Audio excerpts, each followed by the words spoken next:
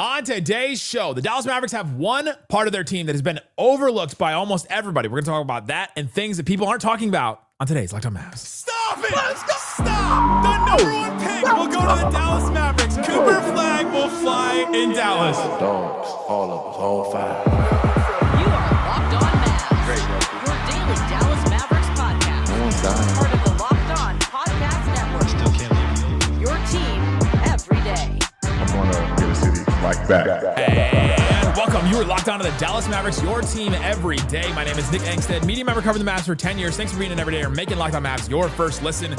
Joining me today from the Smoking Cuban, it's Noah Weber. What you got for me, Noah? Man, I'm just happy to be on. It's a Tuesday here in Dallas. Been super busy with Mavs content, but glad to kick it with you and just talk some hoops. Is this the Mavericks something that you talk about a lot? Is that a thing that... A little bit. 2 articles a day, even in September and August when basketball hasn't been played in months. I talk about them a little bit, not really. I was gonna say, this guy's putting out more content than we are even on a daily basis. So we're going to talk about some things that people don't talk about a lot because we cover this team intimately. Like we covered the details, right? You're pumping out content all the time. We're pumping out shows all the time.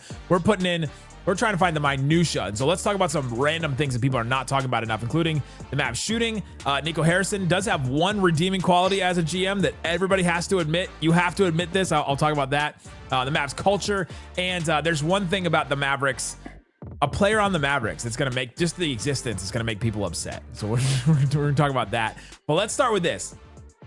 When you and I first started talking about this, the first thing that you said, and the first thing that I thought about when you talk about what's something that's being overlooked by people when it comes to the Mavericks, when it comes to this team specifically, there's been so much talk about Cooper Flagg, justifiably, right? Obviously.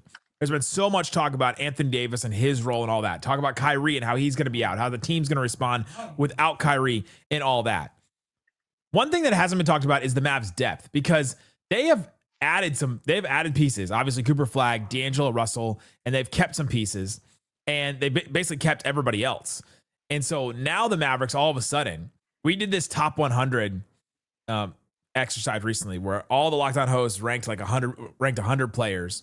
And I started looking through it and I was like, man, like the Mavs obviously have 3 on that list. They have Anthony Davis, they have Kyrie, and they have Cooper Flagg were on that list. And I threw Dereck Lively on that list at the end. And I also think PJ Washington could sneak onto that list in some way. He got some votes as well. I think Daniel Gafford could get on that. He got some votes from people as well. And then you think about Naji Marshall, what Max Christie can be if he can improve. The depth of this team is something that I think people are really overlooking, and it's honestly one of the strengths of the team. Yeah, absolutely. I think the depth has been majorly overlooked because I think that some of the major storylines this summer, anytime that anyone talks about the Mavericks, they talk about how Kyrie Irving is going to be out, how D'Angelo Russell is the starting point guard. And yes, he has a player option after this season, but he was brought in to be the backup point guard. D'Angelo Russell is going to run that second unit. And when you're thinking, depending on who the Mavericks start in that long debated final spot between PJ Washington and Klay Thompson, but having a bench potentially of D'Angelo Russell, Max Christie, Naji Marshall, PJ Washington, Daniel Gafford, like that is an elite second unit. And it's all going to come down to when the Mavericks get healthy, if the Mavericks get healthy. But that bench unit is elite. And they're going to be guys that are going to get left out of the rotation. Like I just listed 5 bench players. I didn't even list Brandon Williams, who was on an absolute tear to end last season. Didn't mention Caleb Martin, who the Mavericks traded Quentin Grimes for. Like the Mavericks bench didn't mention Dante Exum, who has shot above 40% from 3 in both of his 2 seasons in Dallas. So there is a lot to be talked about with the Mavericks bench. Of course, that first unit with Flagg and Davis, they're gonna be talked about the most. And you could even talk about if PJ does start and they run that massive unit, Klay Thompson's coming off the bench. The Mavericks bench is going to be elite. Dirk just said they're one of the deepest teams in the league, and I fully am on board with that. Absolutely. Because you think about, like, would PJ Washington start for most of the teams in the NBA? Yes. Would Daniel Gafford start for maybe a third of the teams in the NBA, maybe even more than that at this point? Naji Marshall would have a rotation spot. Max Christie was starting on the Lakers before he came over. Like there is so much talent on this Mavericks team. It gets overlooked because there's too many storylines in the top end guys, right? Obviously Kyrie's going to have all of them. Anthony Davis is going to have all of his. Cooper Flagg obviously comes with a bunch of his own. And then all of a sudden, the Mavericks got put in this position because of the trade and because of Nico Harrison saying that they're a win now team, and because he said he made the trade because of win now reasons, that they're held to a championship expectation. And if you're held to a championship expectation, then you are looking at and like analyzing every single little piece and saying, well, D'Angelo Russell's not a good enough starting point guard for you to win a title, right? Like, they don't have enough shot creation to win a title. They don't have enough this to win a title. It's like, well, how about that? Let's just start with this team is really, really deep and good, and they're going to be really good in the regular season. And then there's all the thought about them being injured all the time. Well, then they do have depth, right? If Anthony Davis is going to miss time, like, it's not that the Mavericks won't miss him, but the Mavericks are best positioned to replace Anthony Davis than any other player on the roster, right? Like, if he goes down, you have Cooper Flagg to step in, PJ Washington step in, Daniel Gafford, Dereck Lively. That would be a good front court for like almost any other team in the NBA. And it's the Mavericks like backup when Anthony Davis goes out. Yeah, it's their front court is unbelievably stacked. And I think that them extending Daniel Gafford, deciding not to trade him, who knows? I mean, he doesn't have a trade restriction, but from what I understand, they want to keep him. They really like him. Yeah. They preferred to keep him out of trade talks this summer they could have traded to upgrade a guard. I mean, Gafford would have had great value, especially after this extension, as he could start for so many teams. But them keeping Gafford, as you said, if Davis goes down, Lively, Gafford, PJ Washington, Cooper Flagg, like they have so many bodies there at the 4 and the 5. And with Davis being interchangeable there, if Anthony Davis were to go down, and he has gone down over the past few years, he stayed relatively healthy, but last year, of course, had adductor strain. Mavericks fans, he had to deal with adversity super quick. He came back there, only played 9 regular season games. But yeah, if Anthony Davis were to go down, if PJ Washington were to go down, if any of those guys were to go down, there is tons of depth there in the front court. Like, their front court is arguably one of the top, if not the best in the NBA. Klay Thompson said it was the best in the NBA the other day. He had that interview. I'm sure you saw that interview with Michael Cooper, and he said this is the best front court in the NBA. And I was like, man, depends on what you think about, like, how you evaluate them. If you think, oh, the best front court has the best player in it, which is Jokic, then maybe you take him and Aaron Gordon and now Jonas Valanciunas. That front court is pretty good now. But if you're just talking about depth pieces, I don't think anybody else has 5-6 players deep as the Mavericks right now in that front court.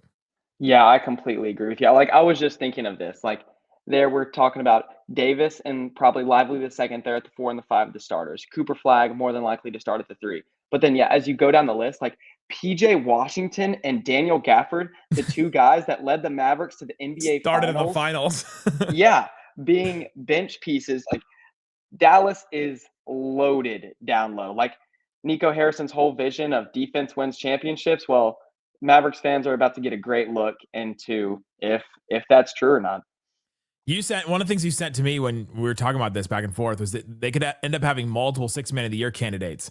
If we had to pick one 6-man of the year candidate from the Mavericks, because you don't get multiple unless you're that Clippers team that had Lou Williams and Montrezl Harrell that were just destroying in that team a while ago. If you had to pick one, who are you picking?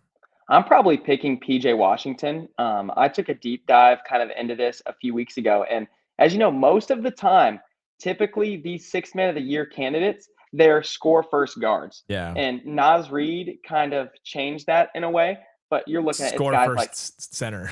Yeah, score first big, but it's guys like Peyton Pritchard and Lou Williams and guys like that. But PJ Washington, guys, what's going to happen is I believe I looked, it was like the last 24 6-man of the year or something like that. Every single one of them averaged above 13.5 points per game. So he's going to have to keep his scoring where it was last season or a little more. I can't remember exactly where he was, maybe kind of in that 15 points per game range, I think is where PJ was. So keep the scoring where it is, maybe raise it a little bit. I mean, his rebounding was excellent last year. And one thing I'd like to see him continue to improve on is, because one thing that Jason Kidd likes is he likes forwards who can rebound the ball and push it themselves in transition. Yeah. That's one thing that he would do. And he got really good at when he's driving to the rim with one hand. He bumps him off with the shoulder and lays it up at the rim. That's one move that he brought out last year that I really liked. But he seemed to get stripped a little too much in the open floor. His handle was a little loose. So I think if he continues to get more comfortable in the open floor, develop a little bit more as a point forward. And I mean, just the energy, the tenacity, and the ferociousness that he brings off the bench, like that's not going to come up on the stat sheet. But people who watch the Dallas Mavericks every single night are going to realize that he's going to be one of the most valuable bench players in the NBA. Yeah, his candidacy would have to be one of like the Mavericks are going to win 50, 55 games.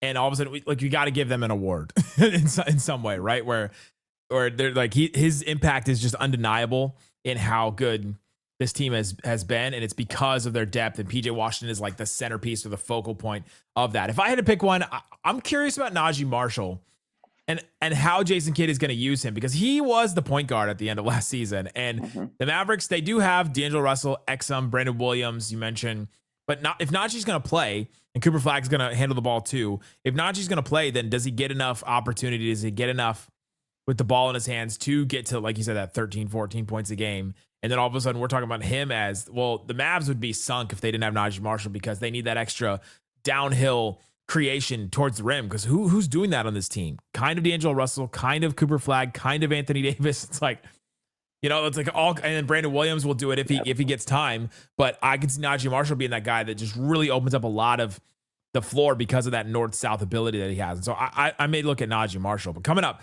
I want to talk about the end of that season last year, because that was the last impression we got of this Mavericks team. And I think we're overlooking just how different this team is going to look going into this year. We'll talk about that and more coming up. Today's episode of Locked On Mavs brought to you by 5 Hour Energy. If you are somebody that is a golfer, I am not one of these people, but if you're somebody that is a golfer and likes to go out on the links and go out and spend some time out there, especially when the weather is kind of good right now in DFW. I think we're ending fall right now, but take a 5 Hour Energy. Grape, ginger, and lime flavored shot brings the iconic taste of golf course flavored to a non-alcoholic boost. Perfect for sinking birdies or making great memories with friends. It's a hole-in-one for your energy game. 5 Hour Energy. How many different golf terms can we put in one sentence? Whether you're on the course or just need a little extra push to power you through the day, 5 Hour Energy Transfusion delivers the clubhouse flavor you love without ever having to leave the green. Man, sometimes I just need a little boost in the day, 5 Hour Energy. And sometimes I don't even drink the whole one. I need like an hour energy. So I just take a little shot, or like a 2.5 hour energy. I just take half of one. Golf is all about good times, good people, good flavors. The grape, ginger, lime flavor of the 5 Hour Energy Transfusion gives you the best parts of your clubhouse go-to without leaving the course or chasing down the beverage cart. Now you can amp up the fun or even more. Just buy, snap, and enter to win for a chance or dream golf trip for two to any golf tournament in the U.S. Tee it up. Visit 5hewin.com. So the word 5, letter H, letter E, win.com for full entry rules. No purchase necessary. Excludes the Masters tournament. Ends October 31st, 2025. Shut it down! Let's go home! Thanks for hanging out with us on Locked On Mavs, being part of the show, part of the Raccoon Squad. That's what we call our listeners, listening every single day. We appreciate you for checking out the show and listening. Go check out Noah Weber stuff on the Smoking Cuban, just pumping out content all the time, giving you the good stuff over there. And we were doing the top 100 yesterday. I talked about it for the last 2 shows. They're doing a top 100 show on Locked On Sports today, so go check out that. Locked On NBA is doing stuff on it. We're ranking a bunch of players. And no, if I showed you that this is where Anthony Davis ended up, he ended up 14. How do you feel about that? I think that's somewhere in the right range. I kind of see him being somewhere in that 10 to 15 range. If I was ranking the top 10 players in the NBA, he would, if he were to break the top 10, he would undoubtedly be 9 or 10 just because of how good the NBA is. But being a top 15, yep, there it is right there. That group of names right there, it's extremely hard to be in the conversation as some of those guys. And you could make a case that he could be somewhere in there, but I wouldn't be too mad that he's outside of the top 10. I think 14 is a good spot for him when you're looking at the guys who are in front of him. I had him at 10 myself, but yeah, 14, I'm not too mad about it. I talked about it a couple days ago, so go check out that show. One of the things I think is getting overlooked on this Mavericks team is their improvement from the last time we saw them on the court. The last impression we had of this Mavericks team was February 23rd on, where they were just like down in games, basically. Last 25 games of the season, they went 8-17, 6th worst in the league. All these injuries. Kyrie only played 5 games. AD played 8 games. PJ played 13 games. Gafford only played 6 games. Lively only played 4 games. Caleb Martin only played 14 games. Exum even only played 12 games out of the 25. And you're like, we're getting all those guys back except for Kyrie.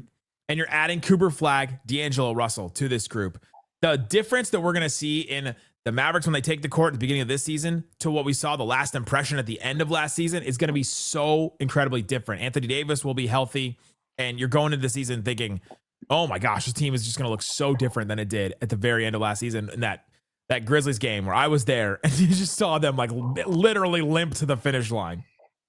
Yeah, that Grizzlies game was brutal. I think the score, don't count me on it, but I think it ended up being somewhere around 15 points. It seemed like a whole lot more. I was like, Yeah, that game was not pretty. But yeah, just like you said, the team this year is going to be so much different. And like you said, I think that Mavericks fans are going to see a completely different version of Anthony Davis because, of course, you can always pull the injury card and who knows actually just how injured he was. But he was so motivated to get back on the floor. He did not have to come back. There were reports at the time of the injury and him going through it where Mavericks may not have thought it would have been the smartest thing for him to come back. He wanted to come back. right. So he did come back. They ended up squeezing there into the play-in tournament. They won a play-in game. That was just remarkable for considering that everything that they had going on and Lively II and Gafford coming back right before the postseason to try to get rolling. But yeah, Mavericks fans are going to see a completely different version of Anthony Davis. He should be fully healthy. I know he had that retina surgery this summer. I assume he's going to be fully healthy. Able to see? Yeah, hopefully. I mean, isn't improved like there? I think it was a Dane Cook joke where he's like, "Why isn't improved vision like the number one thing on my to-do list? I keep putting off going to the eye doctor." It's like, why wouldn't that be the number one thing on my list? Yeah, I wonder if he's going to wear goggles or something. He should. The Locked On Lakers and I had a conversation. The Kamenetsky's and I were like, "Why doesn't he just wear goggles?" They've been talking about it for years, apparently, over there. So we're gonna now we've inherited that conversation about Anthony Davis. Yeah, the Locked On Mavs tomorrow. Should Anthony Davis wear goggles? The top 10 best players to ever wear goggles that were cool and should wear them.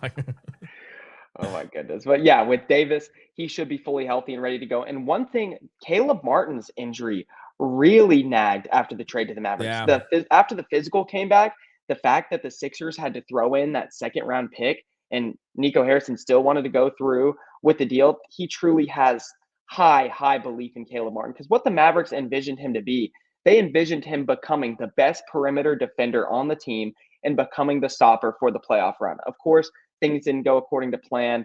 Kyrie Irving tore his ACL, all of the other injuries, just anything that could have gone wrong went wrong last season. But if Caleb Martin is one of those guys who's in the rotation, I think Mavs fans are going to see a different version of him too. I think that just watching him warm up and watching the games, just he was not confident in his three-point jumper. His volume from downtown was also way down as a Maverick. He's going to have to start getting those up if he wants to be a solid 3-and-D wing for Dallas. Like, sure, we saw him make a couple good moves with the ball in his hand, attack a closeout, finish at the rim, but he's going to have to shoot open threes if you're out there, especially with Dallas heavily relying on double big. If you're on the floor with Anthony Davis and Dereck Lively or Gafford, and you get an open look from three, you're going to have to rip it because of course, Gafford doesn't shoot threes. Lively doesn't shoot threes. Yet. Yeah, that's a whole nother conversation. The minority owner said that the season depends on Lively taking threes, Noah. I know. In Vegas, I sat 3 feet away from him and was just chopping it up, and he said something about Lively taking multiple threes per game. And, of course, Davis's three-point percentage isn't great for his career. So if you're out there with two of those bigs and you're on the wing, if you're playing the 2 or 3, you're going to have to rip them. You just have to. Yeah, it's going to be no choice because they don't have enough shooting. We'll talk about that here in a second. But the improvement from the end of last season, like we just haven't even seen this front court together that much. 4 games from Lively at the end of the season, 6 games from Gafford, 8 games from AD. It's like out of 25. We have not seen this front court at all. We really don't even know what this team looks like, right? So like, I don't even go back to this. Like this whole summer, I haven't really even referenced a lot of stats from last year because there's just not a lot of things I can point to and say, all right, this is what the Mavericks are going to be because we just don't know. Like we haven't seen it yet. And that's one of the reasons why I really want Kyrie to come back this season and get some run with this group because I don't want to do the same thing again next offseason where they're like, all right, well, let's see what it looks like. I want to at least get a little proof of concept with it, but at least we'll get it with the front court to start the season. And then add Cooper Flagg into that too, which is just a whole other dynamic, which is super exciting. So I think the improvement from last time we saw the Mavericks, our very last impression was they went out sad in a way, like to some people. I think they fought and they just got they just ran out of gas because they were fighting so hard to end that season with all the injuries. Oh, and forget about this. Like the last time we saw the Mavericks, like Kessler Edwards was starting a bunch of games at center, right? Like it's just going to be such a different look than it was when those hospital Mavs were trying to finish the season out. Yeah, if you want to know how bad the injury situation was, Jason Kidd was having to be strategic when he played Kessler Edwards so he didn't reach, so his two-way availability didn't expire. Like that's how bad the injury situation was. Like we saw Kessler Edwards start at center. I believe one of the games in Oklahoma City that Dallas won, Kessler Edwards started and he played a major role. Like he made some big plays. The Mavericks that we're about to see next season are going to be completely different. And one thing that you noted that I wanted to drop back to real quick is Kyrie Irving coming back is essential because just like you said, if Kyrie Irving doesn't come back or if he comes back in March and he's on a minutes restriction as the playoffs creep up and Dallas is in the play-in, like then the same conversation is going to be said next year. We didn't get to see the Mavericks at full strength. Who knows what this team could be? Just so, like you said, and I've wrote about this a couple times as well. If Kyrie, of course, Kyrie Irving should not rush it by any means. He just signed a new contract extension. He should only come back when he's 1,000% healthy, just like he said. But if he is able to come back early, and if he is truly ahead of schedule, like Nico Harrison has said, him getting a full runway before the playoffs and not being on a minutes restriction by the time the playoffs roll around, that's when you'd be able to tell, okay, this Mavericks team is legit, or this Mavericks team isn't legit. They didn't build the team the right way, or whatever that may be.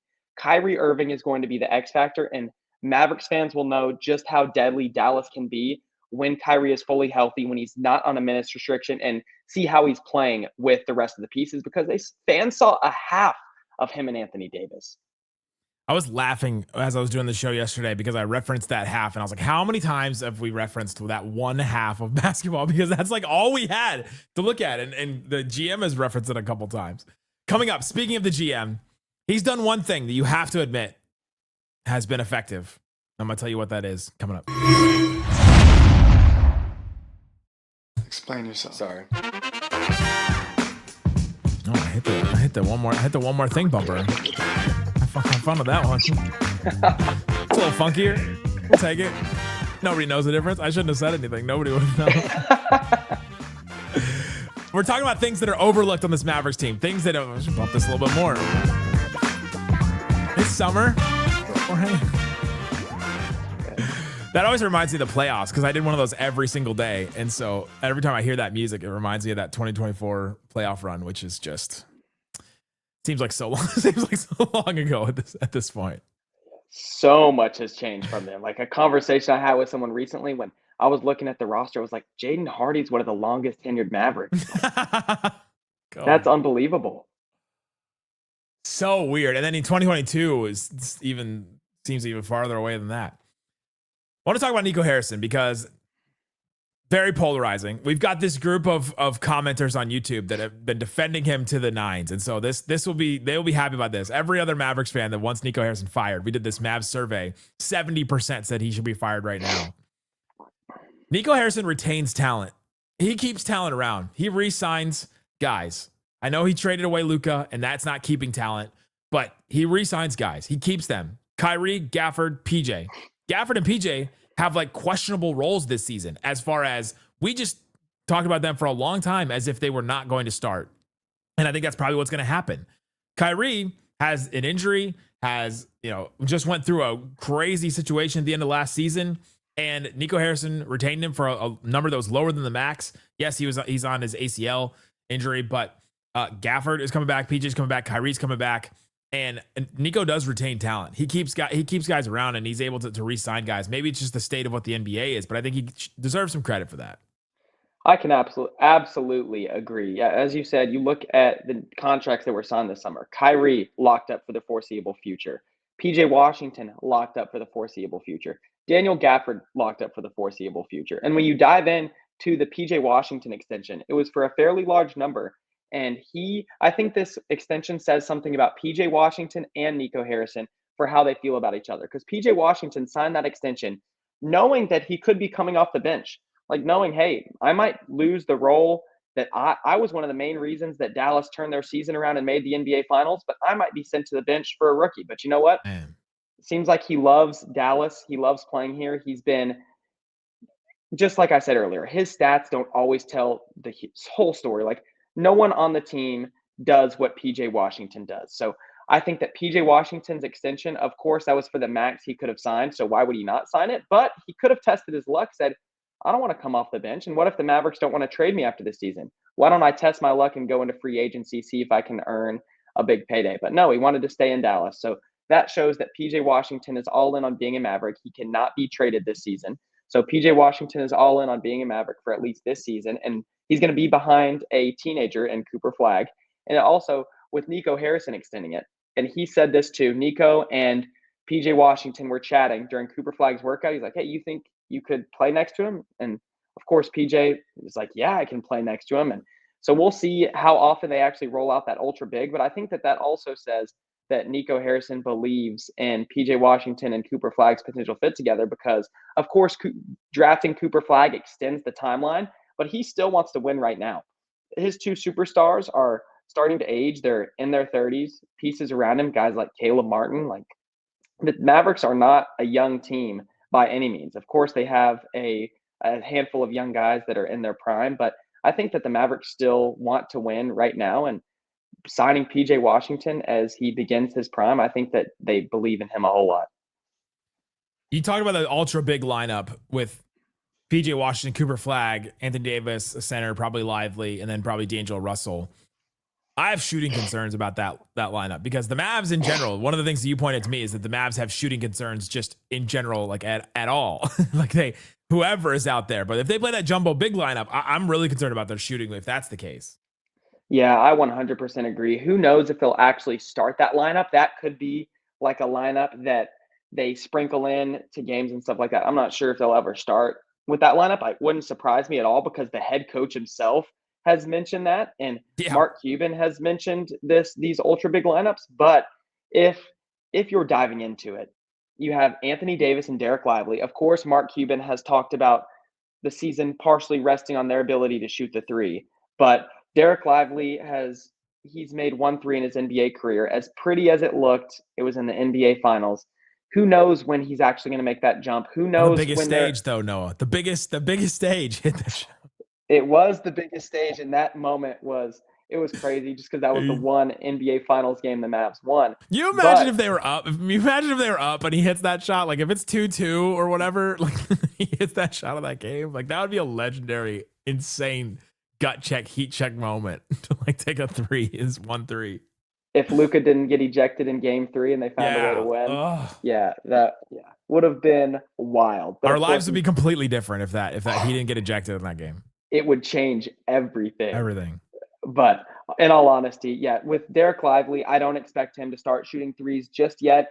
It would have to be a complete mindset change because at this point, sure, sometimes he's scoring out of the post. Like I have liked his hook. It looked a lot better last year, but they're not posting up Lively. He's a rim roller. He's catching the ball above the rim and dunking it. He's a lob threat. They like making that big of a jump, going from a player who almost never posts up to shooting multiple threes a game. That's a major change. And I don't know if that's fair to continue to push that narrative that Lively's going to start shooting threes. Lively's going to start shooting threes. But when high Mavericks officials like Mark Cuban say it, it's something to talk about. It's a story. So, I mean, why would you not talk about it? So, but Dereck Lively II, he's not a three-point shooter. Anthony Davis, he was an excellent three-point shooter in 2020 when he led the Lakers to a finals win. But outside of that, his three-point numbers are up and down. It's not like you're very confident in it. I believe for his career, it's slightly below 30%, right around that 30% range. But then you move over to PJ Washington. PJ Washington had a great season from downtown last season. I believe it was 30% from, or 38% from downtown. Excuse me. Yeah, 38%. But then, so you wonder, can PJ Washington continue this shooting? Or could he fall back into the range where he was when he first got to Dallas? I think that PJ Washington, his volume did go down from that first season in Dallas to the second. I think that he was taking better shots. I think that the tweak that he made to his jumper, I think even you and I talked about it. We were trying to figure it out just watching PJ one day during warmups because he talked about making small tweaks to his jumper, and I think it paid off. I think that his volume went down a little bit, but he was taking good shots within the flow of the offense. His finishing at the rim, I believe that he just got a lot more confident in transition to go when he has the ball in his hands to go finish himself. So I think that the volume going down actually helped him a little bit. But if you're in that lineup, like I said, you're going to have, if you have open looks from beyond the arc, you're going to have to rip them because Davis isn't going to be ripping them, and Lively II more than likely isn't going to be ripping them. And moving on to Flagg, who knows how good of a shooter he's going to be. He was a good shooter at the collegiate level, but in Summer League, it wasn't the best. And also, one thing before, when you're looking at Cooper Flagg's Summer League stats, he was the main ball handler. He was taking so many tough shots. His role is going to look completely different. So I'm kind of taking those Summer League 3-point shooting numbers with a grain of salt. I think that he'll be a good shooter at the NBA level, but he's once again, if Dallas is rolling out that lineup, he's going to be a shooting guard. So he has to be a good shooter if they ever want to roll out that lineup. And then D'Angelo Russell, he had a down year shooting the ball from downtown, but for his career, he's been a good shooter. So there are some major shooting concerns if they are going to roll with that lineup. And the shooting concerns are a major reason that I think that they'll roll with Thompson over Washington there in that starting five. I do too. I think that's where they're gonna end up. But the shooting concerns still remain because like this team's gonna be in rock fights offensively if you don't have a lot of shot creation, and so each shot is gonna feel even bigger and bigger and bigger in a bigger moment too. And we're gonna talk about some of these guys 3-point shots and be like, wow, man, they just can't play this guy because he can't shoot the three. And I think that's gonna happen at the end of the season. But go check out Noah Weber's stuff on the Smoking Cuban, all kinds of stuff over there at Noah Weber 00 as well on socials. And you can follow us all over the place. We'll have shows tomorrow. Slightly and I will do the next 2 shows together talking about the top 100. Guys, thanks so much for listening to Locked On Mavs. Peace out.